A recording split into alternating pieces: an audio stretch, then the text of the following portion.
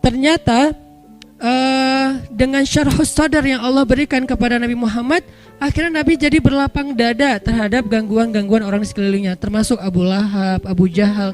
Abu Jahal itu memfitnah Nabi itu udah habis-habisan. Termasuk nanti Suhail, seorang laki-laki Mekah yang dia itu bisa dibilang kayak wartawan dan juga penulis.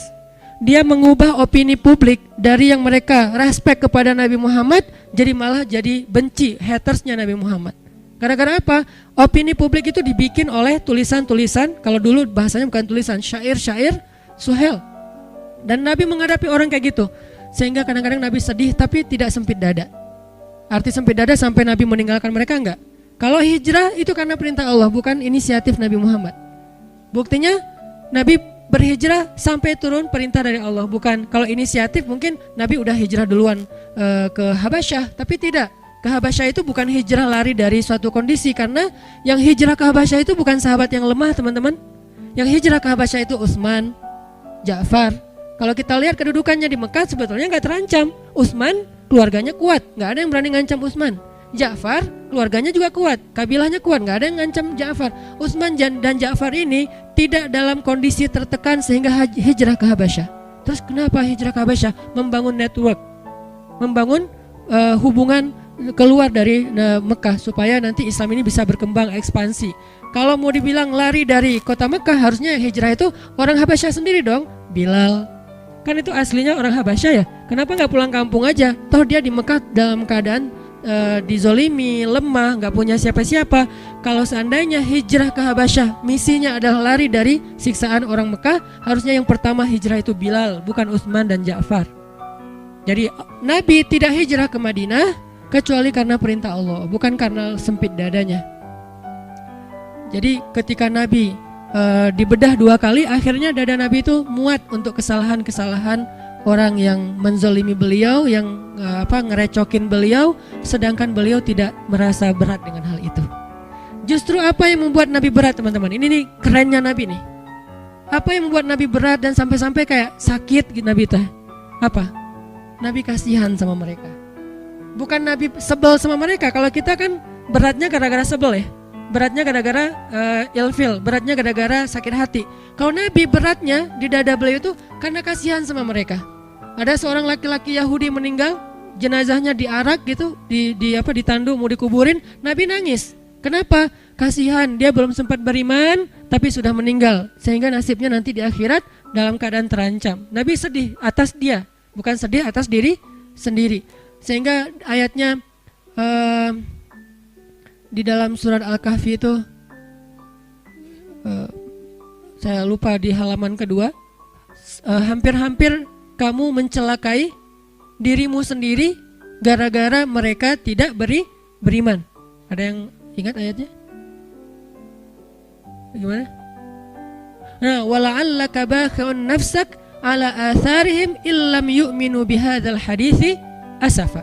Hampir-hampir kamu mencelakakan diri kamu sendiri gara-gara mereka tidak beriman terhadap risalah yang kamu bawa. Barakallahu fiik. Ini artinya teman-teman, dada Nabi itu terasa berat bukan karena kejahatan orang kepada beliau, tapi justru karena kebaikan beliau ke orang lain. Kayak kita punya teman, kita sedih untuk dia. Orang nanya, kamu kenapa sih kalau ketemu dia kamu kayak kerung gitu, kok nggak bisa senyum? Kamu sebel ya sama dia gara-gara sikap dia yang dulu, gara-gara dia nikung kamu misalnya. Ternyata bukan, justru kita sedih. Kenapa? Soalnya dia hampir cerai sama istrinya. Jadi kita sedih, kan orang baik banget ya, ditikung, terus orang yang nikung ini hampir cerai, dia sedih. Jangan dong, jangan cerai dong, kamu pertahankan. Kan dia itu amanah dari Allah, anugerah. Banyak dulu loh orang ngejar-ngejar dia, terus kamu dapat, kamu pertahankan, jangan cerai ya. Kita nggak bilang udah cerain aja, emang kalian nggak cocok dari awal juga, terus kita tungguin. Nggak kayak gitu. Kan Nabi gitu banget ya. Nabi senang kepada siapa sahabatnya? Zainab bintu Jahsy. Tapi Allah mentakdirkan Zainab nikahnya sama Zaid bin Harithah, malah anak angkatnya Nabi. Sehingga Nabi pas disuruh ngelamar Zainab buat Zaid, ya ngelamar sih ya gitulah, pokoknya ngelamar aja ya. Tapi setelah itu Nabi ngerasa, oh ya udah berarti takdirnya buat Zaid. Nah setahun kemudian Zaid datang kepada Nabi minta nasihat karena mau menceraikan Zainab. Allah kasih bocoran, nanti kalau Zaid datang, dia minta nasihat tentang istrinya, bilang ceraikan istrimu. Itu Allah yang ngasih ilham. Pas Zaid datang Nabi bilang apa? Amsik zaujatak, tahan istri kamu, jangan diceraikan. Coba kurang baik apa Nabi coba? Allah udah ngerestuin, suruh cerai aja nggak apa-apa, nanti habis itu kamu nikahin Zainab. Kan Nabi sama Zainab udah serak dari awal juga, karena Zainab ini perempuan yang soleha, baik. Sehingga Nabi siapa sih yang nggak tertarik dengan seorang perempuan yang hebat gitu. Sekedar respect, sekedar takjub gitu. Ya Nabi punya perasaan respect kepada Zainab. Tapi Nabi tidak mengikuti perasaannya kalau tidak karena perintah Allah. Nah tiba-tiba nikah sama Zaid, anak angkat Nabi. Ya udah jadian sama Zaid, nggak diingat-ingat lagi. Setahun kemudian Zaid datang, Rasul, kayaknya saya nggak cocok sama Zainab. Gimana kalau saya menceraikan, boleh nggak ya Rasul? Kata Allah sebelum Zaid datang, nanti kalau dia tanya gitu bilang ceraiin aja ya. Kata Nabi, jangan, tahan istrimu, coba gimana? Saking baiknya Rasulullah SAW, itu lapang dadanya Nabi ya. Tapi qadarullah, namanya Allah tentukan mereka emang bertahannya cuma setahun, pulang-pulang walaupun Nabi bilang tahan istrimu, Zaid menceraikan juga Zainab. Setelah menceraikan Zainab, masa idahnya beres, Allah bilang datanglah kepada Zainab, lamar dia untukmu. Nabi berat. Kenapa? Nggak enak sama Zaid. Coba. Padahal kan udah nggak ada hubungan, tapi tetap nggak enak sama Zaid. Masa Zaid cerai terus langsung saya nyamber gitu kan ya, kayak nampung banget gitu, ditunggu-tunggu banget. Jangan-jangan selama ini Zaid nggak berkah tuh gara-gara doanya mungkin, ya Allah mudah-mudahan nggak harmonis, cepet cerai atau apa. Kan jadi kayak nggak enak gitu kan. Jadi Nabi itu orangnya ra'fah banget, jaga perasaan orang banget, nggak enakan banget. Kenapa? Syarhus sadar. Beliau lebih mending beliaunya yang dibikin nggak nyaman daripada bikin orang lain nggak nyaman. Itu Nabi banget tuh. Beliau lebih memilih biar saya aja deh yang repot, yang jadi riwah, tapi jangan ngeriwahin orang lain. Itu Nabi banget tuh. Ini namanya syarhus sadar. Makanya Allah bilang, alam nasyrah laka sadrak ya Muhammad, wa wada'na anka wizrak ya Muhammad, alladzi anqadha dhahrak ya Muhammad, wa rafa'na laka dzikrak ya Muhammad. Kemudian Allah bilang, fa inna ma'al usri yusra, inna ma'al usri yusra. Itu motivasi. Udah tenang aja di balik kesulitan, bersama kesulitan ada kemudahan, bersama kesulitan ada. Artinya itu satu paket, nggak usah dipisahin. Nggak ada kesulitan, nggak ada. Yang ada kesulitan, kemudahan, satu paket. Ma'iyah, kebersamaan, nggak bisa dipisahin. Bukan setelah kesulitan kemudahan, bukan, bersama. Arti bersama memang datang berbarengan. Berbarengan Ustaz, kok saya nggak ngerasain? Nah ini nih, bersama dengan kesulitan ada kemudahan, itu datangnya bersamaan teman-teman. Bukti bersamaannya apa? Kadang-kadang kalau misalnya kita lagi ada kesulitan, jadi mudah tahajud, ya kan? Jadi mudah ke masjid. Bukankah itu kemudahan? Adakah yang lebih berharga daripada Allah kasih nikmat hidayah dan ibadah, nikmat taqarrub kepada Allah, nikmat lebih dekat kepada Allah? Emangnya ada yang lebih berharga dari itu? Kita aja yang kadang-kadang gak fair, menghargai ini lebih daripada yang itu. Padahal itu lebih berharga. Allah ambil kita nikmat misalnya tadi habis diputusin, kan itu berat ya, langsung sempit dadanya. Tiba-tiba lapang dengan, ya Allah dia gitu banget sama saya. Apa yang kurang dari saya tuh udah habis-habisan loh ya Allah, tuh dia modal tuh udah habis semuanya, motor udah dijual, kos-kosan nunggak karena uang kos saya pakai buat jajan bareng dengan dia, modal banget loh ya Allah. Kan kita jadi kayak romantis gitu ke Allah. Kita kehilangan romantis dengan seseorang, tapi muncul romantis dengan Allah. Bukankah fa'inna ma'al usri yusra? Dan itu yang paling sering. Belum lagi nanti setelah itu, setelah romantis sama Allah, Allah kasih hadiah-hadiah, Allah kasih kejutan-kejutan dan seterusnya. Jadi Allah kayak ngemotivasi Nabi Muhammad SAW. Artinya lapang dadanya Nabi itu bikin beliau bisa bertahan. Sesekali sedih ada, kayak Nabi pulang habis dilemparin kotoran, Nabi pulang habis dilemparin dan berdarah-darah, terus Nabi pulang ketemu Khadijah. Ini nih luar biasanya ya, cari siapa? Khadijah. Siang hari mencari Khadijah, malam hari mencari Allah. Siang hari cari siapa? Gak ada Ustadz. Ya udah. Kalau belum ada Khadijah ya udah, malam hari aja andelin. Siang hari cari temen, main kayak pengalihan gitu ya, pelampiasan. Free dive terus nggak muncul-muncul, nggak apa-apa. Yang jelas cari sesuatu yang bisa bikin kita syarhus sadar, lapang dada gitu. Kemana lagi ya, main kemana lagi ya, ya nggak apa-apa lah. Tapi kalau Nabi karena alhamdulillah beliau udah punya Khadijah yang solehanya super duper luar biasa, Akhirnya pulangnya mencari Khadijah. Zammiluni, zammiluni, selimutin aku. Itu kan bahasa manjanya Nabi ke Khadijah ya.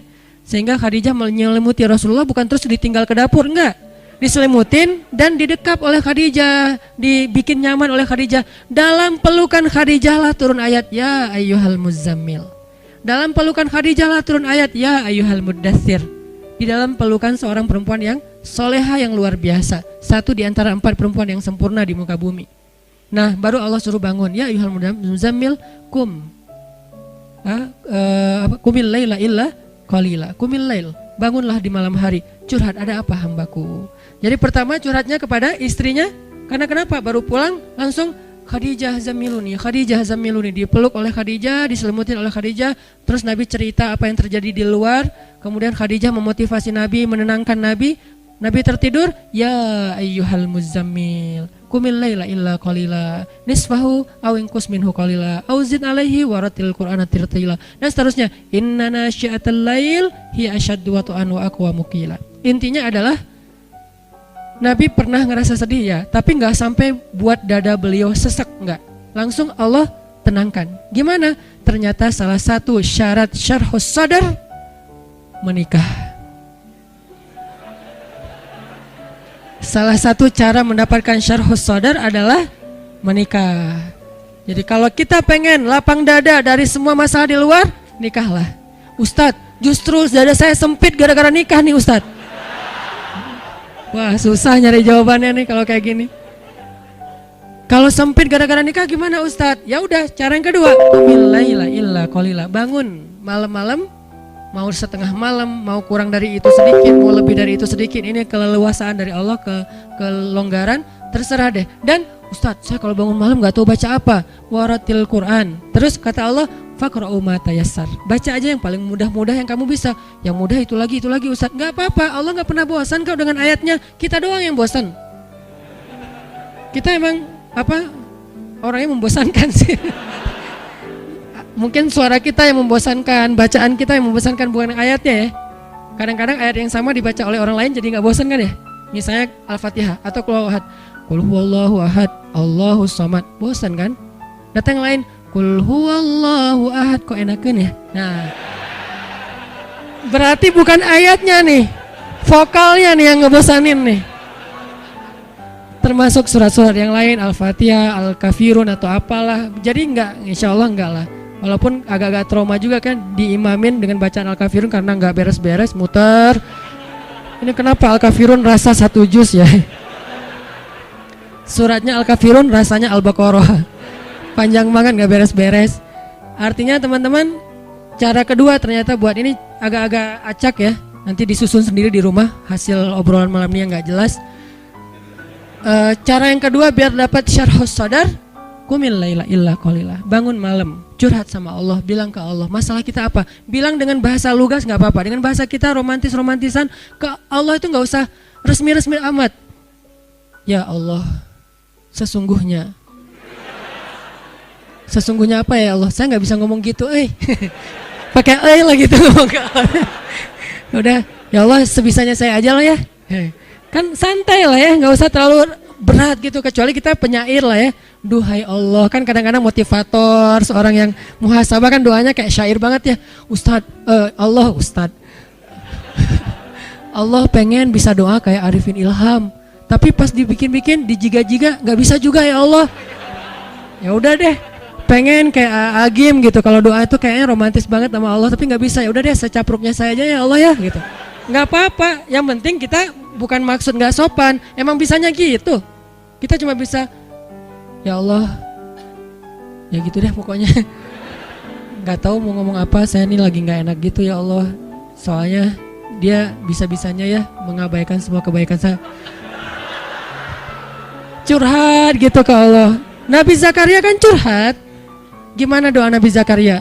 Rabbi wahanal azmu minni washta'ala ar-ra'su syaiba walam akum bidu'aika rabbi syaqiya wa inni khiftul mawali min warai wa kanat imraati akiran. Syair juga sih ya. Nabi soalnya pinter. Akiran fahabli min ladunka waliya yarisuni wa yarisu min ali Yaqub waj'alhu rabbi radiyya. Kok indah banget ya doanya. Makanya saya senang Maryam tuh, surat Maryam tuh gara-gara doanya Nabi Zakaria. Allah langsung bilang, ya Zakaria, kata Allah, wahai Zakaria. Dan itu gak usah diteriakin, ya Zakaria. Allah gak gitu ngomongnya. Ini tergantung nada khatib ya. Kadang-kadang ada khatib saking semangatnya semuanya nadanya tinggi. Ya Zakaria ini apa misalnya ya Zakaria. Gimana sih ayatnya jadi lupa. Ya saya ingat ya gitu deh. Surat yang paling sering dibaca malah lupa. Nah, artinya Allah tuh mereplay, langsung ngerespon, langsung typing doa-doa Nabi Zakaria. Jadi kalau kita pengen syarhus sadar, minta ke Allah. Terutama di sepertiga malam terakhir. Cara yang lain, pas lagi ada masa, saat itu juga doa, Rabbi syrah li sadri. Gak apa-apa segitu doang. Ustaz doanya kok dipotong karena butuhnya itu. Mau diutuhin gak masalah. Cuman kalau misalnya kita pengen diulang-ulang, Rabbi syrah li sadri. Istri ngomel terus, Rabbi syrah li sadri. Rabbi syrah li sadri. Kamu ngapain sih komat-kamit? Rabbi syrah li sadri mah. Oh. Kok doanya buat diri sendiri aja, mama enggak? Oh mama mau dong Ci. Rabbi syrah sadraha. Ya Allah lapangkan dada dia. Kamu nuduh aku sempit dada? Loh salah aku apa mah? Ya kamu emang salah dari dulu juga dari awal. Oh iya mah. Terus maunya mama apa? Ya gitu deh. Rahasia, biasanya ada maunya tapi nggak usah dijelasin di sini, disensor. Bahaya, kasihan. Jadi teman-teman kayak tadi ada teman kita lagi ngomel, orang lagi debat di sosmed, pasangan kita lagi mungkin nggak nyaman segala macam perlakuan orang ke kita. Rabbi syrah li sadri, Rabbi syrah li sadri. Minta sama Allah kayak Nabi Musa meminta kepada Allah. Sehingga ketika Nabi Musa ketemu Fir'aun, Nabi Musa bicaranya enak gitu. Terus kata Allah, idhaba ila Fir'aun faqula lahu qawlan layyinan. Pergilah kepada Firaun, ucapkanlah kepada Firaun itu ucapan yang baik, yang lembut, layyinan. Gimana coba mau ngomong ke orang yang paling dibenci dengan bahasa yang layyin, yang lembut? Itu susah loh. Memang Musa benci sama Firaun? Benci banget. Kenapa benci? Karena Firaun itu membunuh ribuan anak bayi Bani Israel bertahun-tahun, lebih dari 10 tahun. Anak bayi itu baru lahir, langsung diambil, dipenggal kepalanya, dipatahin lehernya, dibenamkan di dalam padang pasir, ditaruh ke sungai Nil, dimakan sama kuda Nil. Dikasih makan untuk hewan-hewan peliharaan Firaun kayak singa, harimau, hidup-hidup loh. Dan itu di depan orang tuanya, dibakar hidup-hidup segala macam. Jahatnya Firaun itu luar biasa sehingga Musa yang merasa kaumnya selama ini dizolimin terus-terusan oleh Firaun, termasuk dia dan keluarganya, itu sangat marah kepada Firaun. Tapi kata Allah, qula lahu qawlan layyinan. Kalau kamu ketemu dia, ucapin yang lembut-lembut ya. Sehingga akhirnya Musa datang kepada Firaun, dakwahnya lembut. Sampai ketika Firaun mulai agak-agak sok debat gini, gimana menurut kamu tentang penduduk yang negeri-negeri yang sebelumnya? Musa nggak tahu karena belum pernah baca sejarah tentang penduduk negeri-negeri yang sebelumnya. Kata Musa, itu urusan Allah, saya nggak tahu kecuali apa Allah yang firmankan ke saya. Wah kamu Musa nggak bisa ini, nggak bisa itu. Firaun sombong. Musa tetap sabar, nggak langsung marah karena Musa itu aslinya sangat tegas, sangat orangnya kan nggak bisa. Beda gaya nih. Musa dan Harun tuh dua orang yang berbeda gaya, sama seperti Yahya dan Isa. Musa itu mirip Isa, Harun itu mirip Yahya. Harun itu kalau ngadapin orang lagi marah-marah didiemin dulu, terus dikasih tahu. Musa lagi marah-marah dimarahin balik. Itu Musa. Makanya Musa ketika pulang 40 hari lagi mendapatkan wahyu, ngelihat kaumnya sudah syirik, apa yang dilakukan Musa? Dia pegang jenggot kakaknya Harun, dibanting sama Musa. Tarik gini. Kenapa kamu biarkan mereka syirik? Kan saya sudah serahin mereka jadi tanggung jawab kamu. Apa kata Harun? Saudaraku, jangan engkau tarik janggutku, coba. Kan ayatnya gitu kan? Menunjukkan Musa itu orangnya tegas dan gak ada basa-basi Musa. Kalau Harun, dia menjelaskan dulu, memahamkan dulu. Beda gaya nih dan saling membantu dalam dakwah. Sehingga kadang-kadang ada ustadz yang tipenya ya strike gitu. Ada ustadz yang ya udah diolok dulu, ya udah nggak apa-apa. Ada yang kayak gitu kan ya? Ayah dan ibu juga kayak gitu, anaknya dimarahin oleh ayahnya, ibunya bilang ya udah besok diperbaiki ya gitu kan, selalu ada penyeimbang kan. Musa dan Harun tuh gitu banget teman-teman. Akhirnya Musa mengumpulkan kaumnya semuanya, dimarahin satu-satu dan disuruh untuk bertaubat dengan cara yang sangat-sangat berat.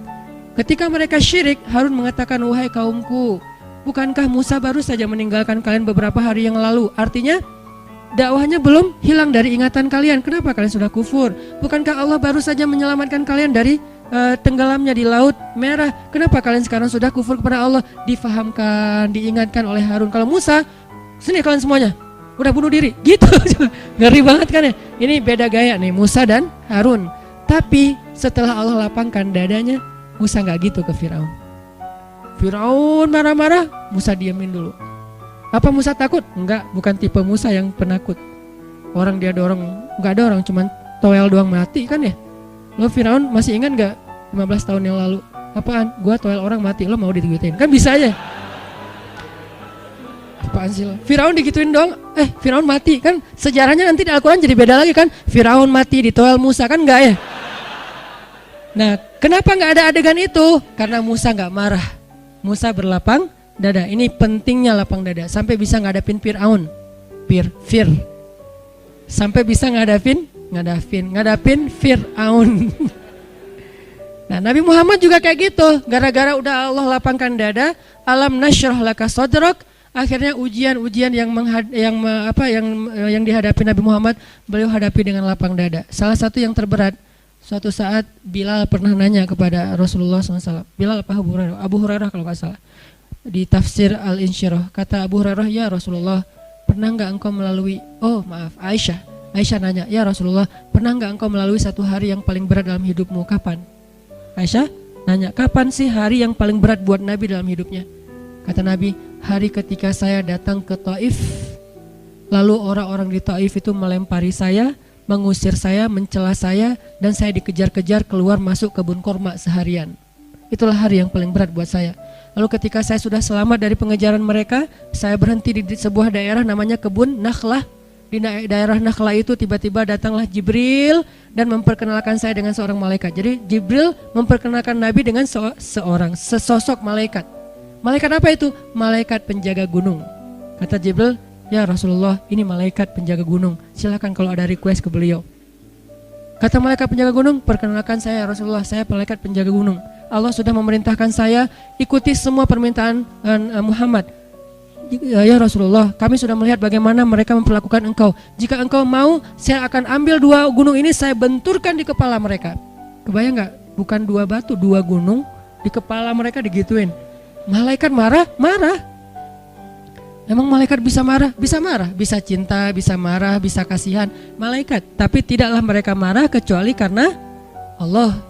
Jadi mereka nggak bermaksiat. Kalau engkau mau ya Rasul, saya ambil 2 gunung batu itu, saya benturkan sampai jadi hancur lebur di kepala mereka. Kata Rasulullah, jangan.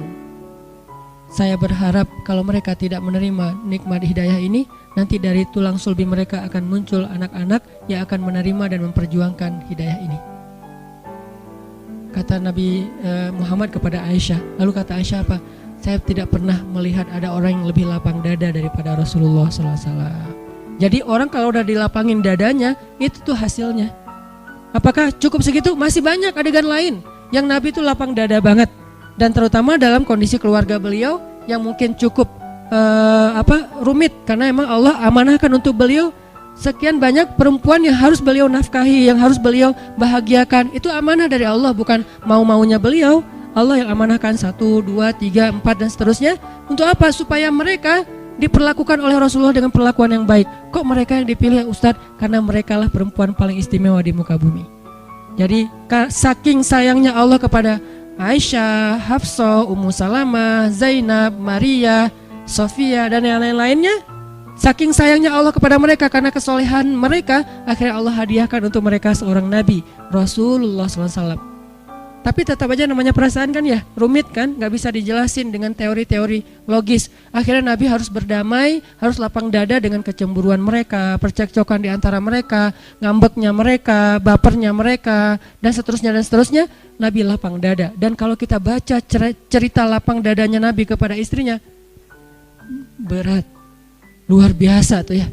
Sampai kita, wah susah kalau gitu ditiru. Tapi di sini ada pelajaran, ternyata lapang dada itu bisa bikin kita mampu menanggung yang tidak mampu ditanggung orang lain.